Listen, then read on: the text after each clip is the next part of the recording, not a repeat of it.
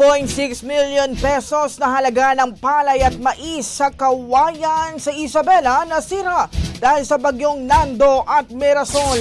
Mula sa Brigada News sa FM Kawayan City, Analisa Cabigas, ibrigada mo. Brigada Live Report.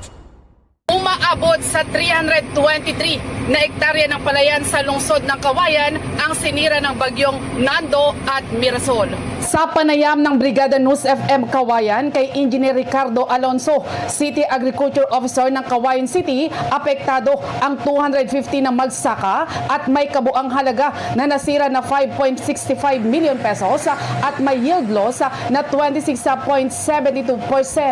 Ang City of Kawayan po ay nakapagtala ng crop damage report sa rice at saka sa corn.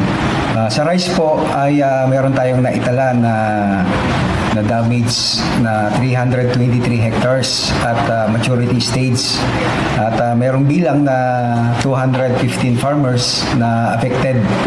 At meron tayong naitalang yield loss dyan na 26.72% at kabuuang losses natin dyan ay 5.65 million pesos. Nakapagtala naman ang lungsod ng 3.28 milyon na halaga ng nasira sa pananim na mais na nakatanim sa 416 hektarya kung saan apektado ang 386 na mga magsasaka. Mayorya ng mga apektadong magsasaka sa palay ay mula sa Tanap at West Tabacal Region.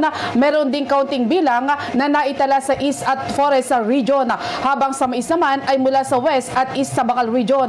Pinayuhan ni Engineer Alonso ang mga magsasaka na apektado ng nasabing mga bagyo na magtungo sa kanilang tanggapan upang pumirma sa Notice of Loss.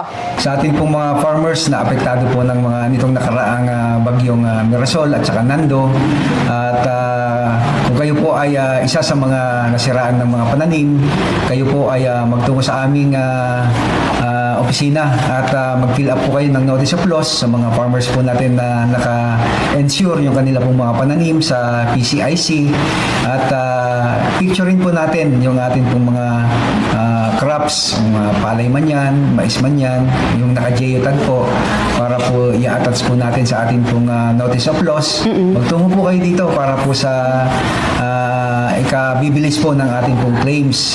Iyakin lamang na naka-insure ang kanilang mga pananim sa Philippine Crop Insurance System para sa mas mabilis na proseso ng kanilang mga claims.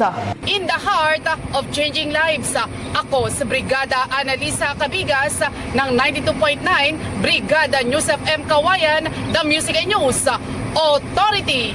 Ang bahaging ito ay hatid sa atin ng Power Cell Salabat, ginhawa ng bawat nangangarap.